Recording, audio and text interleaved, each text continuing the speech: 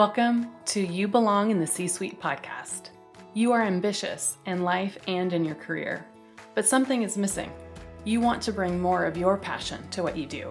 Because let's be honest, you pour a ton into your work, and it needs to mean more. I'm your host, Laura Eigel. I'm a mom, wife, PhD, coach, advocate, introvert, and indoor rowing fanatic. I'm passionate about living a life that's in line with my values. We'll give you the actionable tips and tools you need to lead with your values, make a difference, and have career success. The world needs more diversity and authenticity in the top jobs at organizations. Your leadership belongs there. You belong in the C-Suite. Welcome to this week's episode of the You Belong in the C-Suite podcast. First off, I just want to say thank you to everyone who has supported the launch of my new book, Values First Teams. It is officially out in the world, and I could not be more excited. And this week, during the launch, I have heard from multiple leaders, clients, and colleagues that have purchased the book, both for themselves and for their teams. And I cannot wait to see what is going to happen when they start using it. I can already see that people are downloading the accompanying workbook for Values First Teams. And that's exciting too, because people are taking action. As a writer, creating a book is time consuming. It's a very long process. It takes years. But now seeing it out and people having the physical copy of the book in their hands, posting pictures of it on LinkedIn, and even getting DMs from people that are excited to read it, it still sometimes feels surreal. I was nervous when my first book came out, and it happened again this time.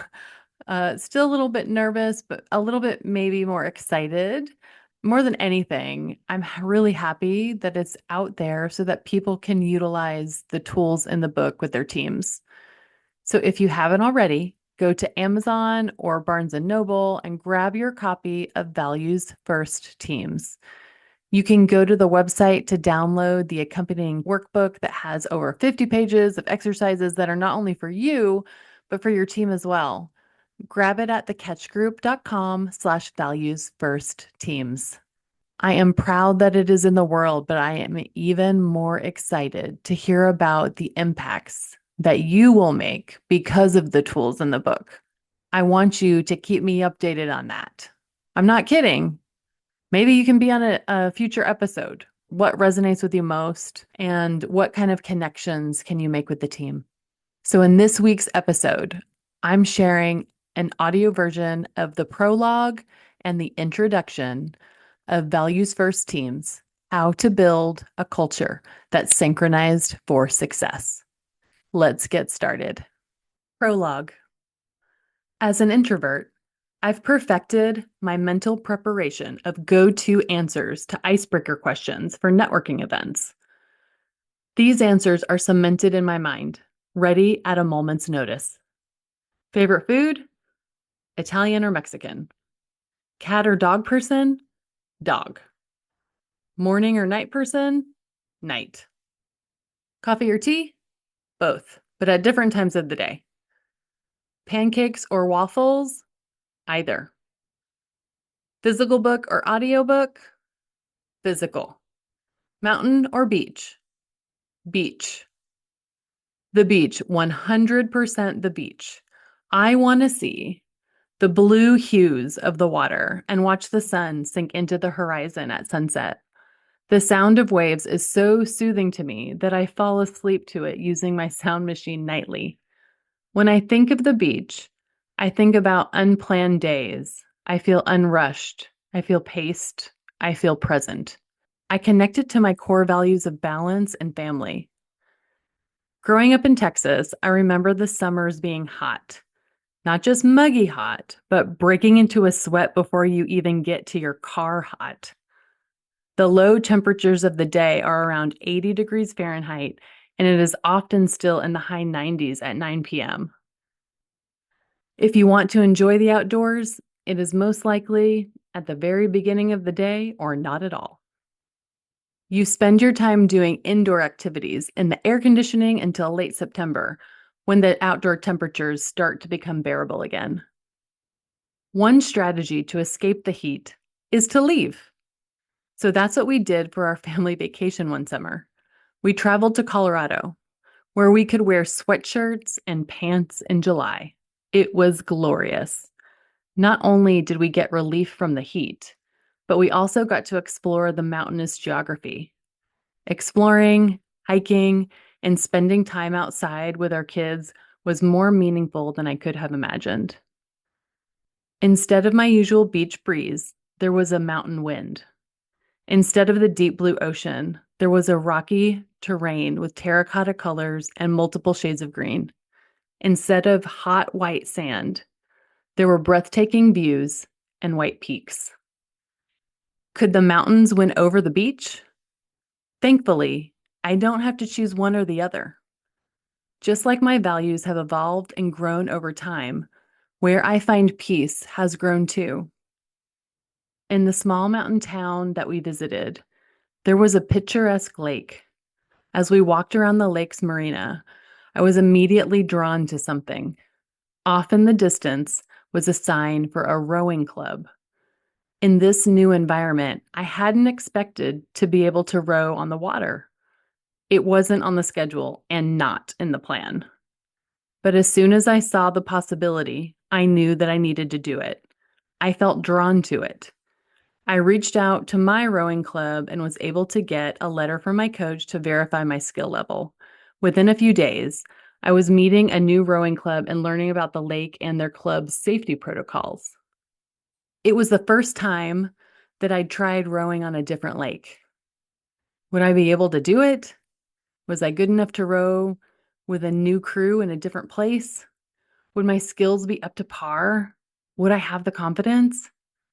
Or would my perfectionism get in my way, like it sometimes does, talking myself out of something so I don't fail? With all of that swimming around in my mind, I got on the boat in the deepest water I'd ever been in. I got on the boat with people I'd never rowed with before. I got on the boat and navigated through water that was unknown to me. On a crisp early morning, wearing 2 layers to keep me warm, with the mountains surrounding me, I easily found my place in the quad sculling boat with the crew moving at a relaxed but challenging pace. Hundreds of miles inland and far above the sea level that I usually craved, I found peace. Through an unexpected experience, I found a way to live my core values of family and balance. I also lived my core value of growth by on the water rowing. My trip to Colorado proved once again to me that there is a way to align your values with what you're doing in your life. Wherever you are, you can bring your core values with you. You can prioritize them. You can live them. When I have the chance, I want to say yes to getting on that boat. I want to prioritize it. While you are in your routine, it is important that you live your values. During a transition, moving from one environment to another, it is important to bring them with you wherever you go and experience them wholly. If you are looking, you'll find them where you are. As a leader, that also means bringing them with you as you grow your career. You'll inevitably be in bigger roles with wider visibility, oftentimes managing a team. You need to bring your values with you there too. Without them, your team culture will be created unintentionally. By leading with your values, you can create the team culture you want. It's so easy to miss opportunities to live your values, whether you are at work, at home, or in a new environment. You may feel a calling to your values when you least expect it, like on a family vacation in Colorado. Wherever you are, live your core values. Get on the boat. Introduction. People don't quit organizations, they quit leaders. The leader of a team casts an important shadow on an individual's work experience. When you don't have the support you need from your leader, it feels isolating, demotivating, and invalidating. I'd argue that it's not just the manager or leader themselves, but also the culture that the leader creates that make people quit. I'm not talking about the organizational culture. That's for another book. I'm talking about the team's culture. If you're a leader, you create a culture. A culture is built no matter what, whether the leader is aware of it or not. The culture is the behavior that you allow. Some leaders create cultures that teams thrive in. Others create toxic environments that team members are just trying to survive. Many leaders aren't being intentional in the cultures they create. When people quit, they quit their managers and the culture that leader has created. Can you think about a leader that you loved working for? What was it like working for them? From my own experience, working for a good leader felt challenging but empowering. I felt valued. I contributed beyond my role. I knew I was making an impact on the department or organization. I felt known and seen by my manager. I felt safe. I felt like I belonged to something bigger than just a role.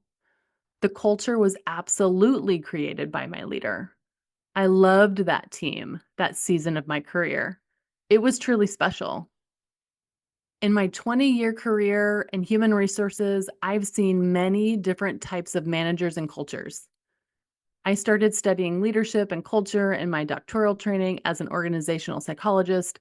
I facilitated team interventions and helped leaders build their visions and team strategies. I've built team culture in the teams that I've led, small teams of 2 direct reports all the way to an entire global department. Now, within the work that I do at my company, The Catch Group, at thecatchgroup.com, I get a front row seat to team cultures of all sizes, from small businesses to Fortune 500 companies. I can't say that I've seen it all, but I've seen a lot. This book was never part of a broader career strategy. I wish I could tell you that it was, but I didn't have any intention of writing it. When I sat down to write my debut book, Values First: How Knowing Your Core Beliefs Can Get You the Life and Career You Want, I didn't know I could finish one book, let alone 2. But I knew the content I'd developed over decades of experience was important to help change corporate culture. That first book was impactful, winning awards and garnering 5-star reviews. Since it's come out, I've coached countless senior and C-suite leaders with the Values First framework in individual and group coaching sessions. I've seen firsthand as they've utilized the tools to gain clarity, make big career decisions, and build and keep big boundaries. As these senior leaders advanced in their roles, I partnered with them to implement the Values First framework within their organizations. I began utilizing the exercises I built for individuals within team settings. The framework worked there too, and it worked well, but for different reasons. Leaders who use the Values First framework with their teams have created values-based cultures with behaviors aligned with those values. They built rewards and recognition programs aligned with values. They used values to interview new team members to ensure values alignment. They created work processes and ways of communication that are aligned with the values of their teams. They created team cultures where leaders feel seen and valued. Cultures where teams hold each other accountable for their behaviors and values, where they can hold their leader accountable too. And they've done it while also meeting and exceeding business results. Funny how that happens, huh? The reason this book exists is because the Values First framework works. It's worked for hundreds of individual leaders and their teams, and it can work for your team too. This book can help you build a values-based culture without sacrificing results.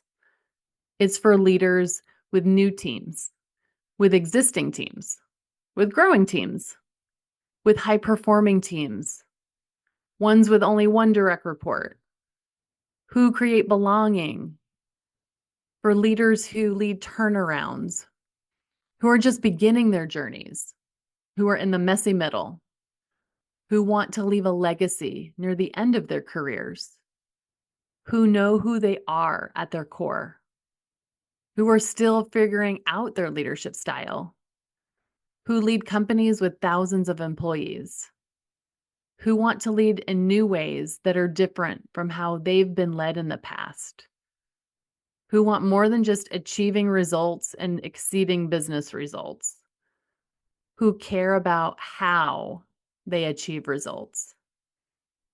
I will be sharing my personal experience with building values-based cultures throughout this book.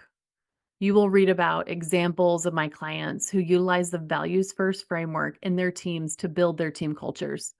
We'll highlight experiences from different industries, different team sizes, and different levels within organizations.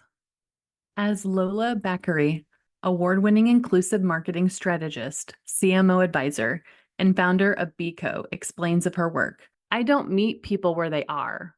I lead them to where they need to be. Why would I go where they are when they can come to me? You've done the work to get here. You've come this far. It is up to you to get what you need most out of it. Some of the exercises in the book are foundational, while others may be used for teams that are further in their career building journey. While others may be used for teams that are further in their culture building journey. Take what you need and utilize the tools that feel right for your team size, but also stretch your leadership and try out exercises with a growth mindset. As you start this work, I encourage you to begin with values first, how knowing your core beliefs can get you the life and career you want. Do the exercises in the Values First workbook before you dig into the content of this book. I promise you'll be more prepared and more committed to following through with your team when you do. But it isn't mandatory, and I certainly won't know if you skip it, but you shouldn't skip it. In this book, I will highlight exercises from Values First to come back to with an individual lens and a team lens. You are your team's guide through this process. I am action-oriented, and I have a feeling you are too. This book was created so you can get actionable takeaways to build an intentional team culture. Intention is the key word here. You are busy. You know this. I know this. Ensure that you not only digest this content, but intentionally implement the most important actions for you and your team. I've made it easy for you to take action with the Values First Teams workbook. The workbook is written for you as a leader to bring your team through exercises using the Values First framework. Take a minute now to download the Values First Team workbook at thecatchgroup.com/valuesfirstteams. I also offer support for you on my website and in my podcast, You Belong in the C-Suite. You can find multiple resources to support your journey to become a values-driven leader at thecatchgroup.com. I wholeheartedly believe that a leader builds the culture of their team, whether they are intentional about it or not. The culture is built based on the behaviors that they allow, reward, model, and incentivize, whether they are paying attention to those things or not. I hope this book helps you recognize that you can build your team culture with intention. When you prioritize that work, you will see the benefit of not just the actual business results you get, but how you get those results. I know this book will be the tool you need to continue your values journey. I'm excited to help you grow as a leader and guide you in building your team's culture. Let's get started together with a review of the foundation, the Values First framework. Values First framework. As my 9-year-old says, practice makes progress. When I was a kid, I was told that practice makes perfect, but perfection is unattainable. It keeps us from learning and growing. Perfection has stopped me from starting too many things, anchored by a fear of failure. If I don't start it, then I can't fail at it. Striving for perfection has stopped me from growth. Instead of being the perfect leader, try to become a better leader today than you were yesterday. We are all in progress, but we can get better. That's where the values first framework comes in. This framework has intentionality baked into it. I've been using the values first framework with individuals and in organizations since 2021, and a version of it for longer than that through coaching clients and in my own leadership style. I have firsthand knowledge of the power of the framework for individuals, teams, and organizations. The values first framework is for more than individuals. It starts with an individual, a people centered leader that knows what they stand for and is aligned with their values. Maybe they haven't been as intentional as they'd like to be with their time, energy, or team. Maybe they haven't realized how much of their behavior can really impact their team. In Values First Teams, we explore the impact that your individual leadership can have within your team and your overall organization. We'll broaden the use of the Values First framework to teams and organizations. To help you remember the sections of the framework, I've created an acronym that spells out values, VALUES. Here's what you'll accomplish in each section of the book using the Values First framework. V, Values First. Dig into what matters most to you and the members of your team to build your team values. You'll gain clarity on values for your team and an understanding of what living those values looks like for the team. You'll learn how to know when you have values alignment and how to build it for your team. Build your value statement, build team connection through values, connect your core values to organizational values, and create team values and behaviors. A, audit time. Audit how your team is currently living up to those team values and behaviors. Review the time, energy, systems, and processes your team uses and align them with the team's values. You'll learn how to audit team's strengths and gaps in living values and behaviors, assess the team's meeting culture, and align the systems, processes, and communications with the team's values. L, life boundaries.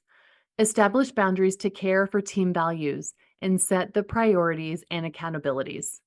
You'll learn how to prioritize and model your own boundaries to empower your team, build team boundaries aligned with team values, and hold each other accountable for the culture you want.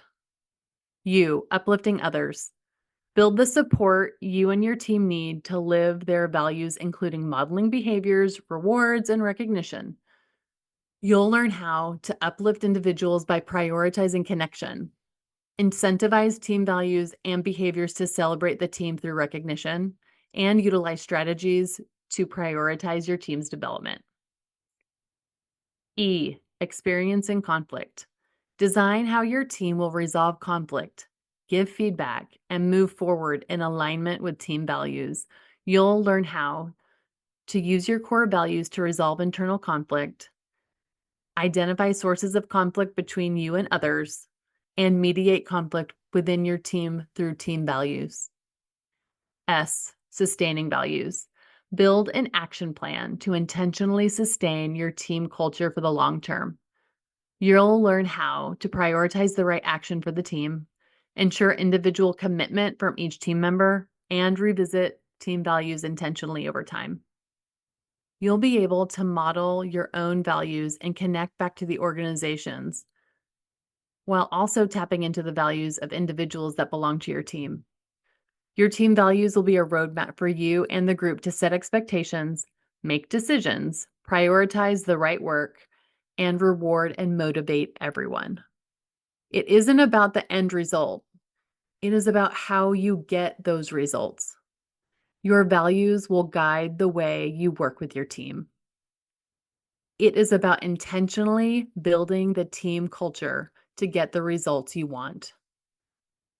You'll be able to build your values first team to hire the best people with high values alignment to your team and the organization, align an existing team, set expectations and hold your team accountable, guide decision making, strategy, prioritization, Reward behaviors that get not only results, but get results through team values, and maintain an engaged, high-performing workforce. Building a values-first team can give the team clarity of expectations, which leads to big results. How can your values impact a team or culture? Let's start with that important question. We're going to stop there, the end of the introduction, and I am going to ask that you continue to take action. Dive into values first teams and keep connected with me and let me know what resonates with you most. Remember, your leadership belongs here. You belong in the C-suite.